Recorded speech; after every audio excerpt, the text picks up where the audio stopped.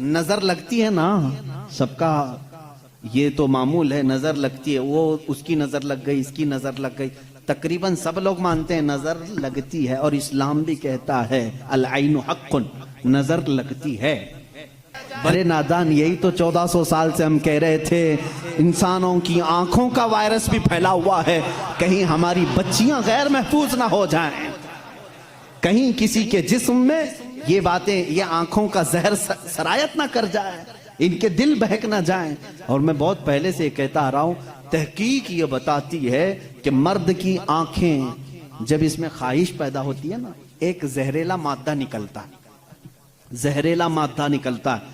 آپ دیکھو غور سے کسی چیز کو، نظر لگتی ہے نا، سب کا یہ تو معمول ہے، نظر لگتی ہے، وہ اس کی نظر لگ گئی، اس کی نظر لگ گئی، تقریباً سب لوگ مانتے ہیں نظر لگتی ہے، اور اسلام بھی کہتا ہے العین حق، نظر لگتی ہے۔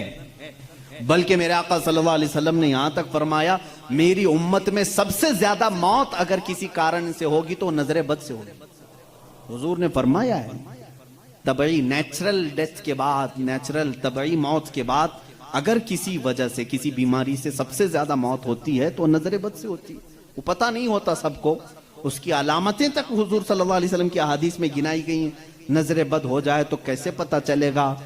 جسم کے اندر کیسی تبدیلیاں ہوتی ہیں کہ پتہ چل گیا کہ نظر لگی ہے، وہ پھر کبھی میں عرض کروں گا۔ لیکن نظر لگتی ہے یہ سب کو معلوم ہے، اور جدید تحقیقات کے اعتبار سے بھی اگر میں آپ کو بات کروں، پھول کو اگر زیادہ دیر تک تم دیکھتے رہو گے تو مرجھا جائے گا، کیونکہ ہماری آنکھوں کا زہر اس پر پڑتا ہے اور اس کی طبیعت مرجھا جاتی ہے۔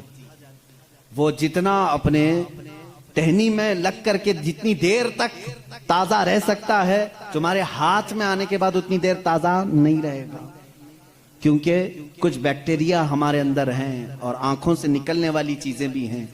اسی طرح سے عورتوں کا جسم اتنا نرم ہے اور نازک ہے کہ باہر کے زہریلے مادے ان کے جسم پر پہلے اثر کرتے ہیں، مردوں کے جسموں پر کم لیکن عورتوں کے جسموں پر زیادہ اثر کرتے ہیں۔ اب کوئی وحشی درندہ جس کی نگاہیں زہر پھینک رہی ہوں اور کسی لڑکی کا جسم ننگا ہو، وہ بغیر لباس کے ہو، تو ظاہر سی بات ہے اس کے جسم کے اندر جیسی ہی وہ نظریں جاتی ہیں، اس کے دل میں بھی برائیوں کی خواہشیں پیدا ہونا شروع ہوتی ہیں۔ ایک طرفہ نہیں ہوتی یہ سب چیزیں، اس کے اندر جو خرابی آئی وہ اس کی آنکھوں کی وجہ سے۔ اسی لیے میرے آقا صلی اللہ علیہ وسلم نے فرمایا فَإِنَّ الْعَيْنَ تَزْنِي، آنکھ بھی زنا کرتی ہے۔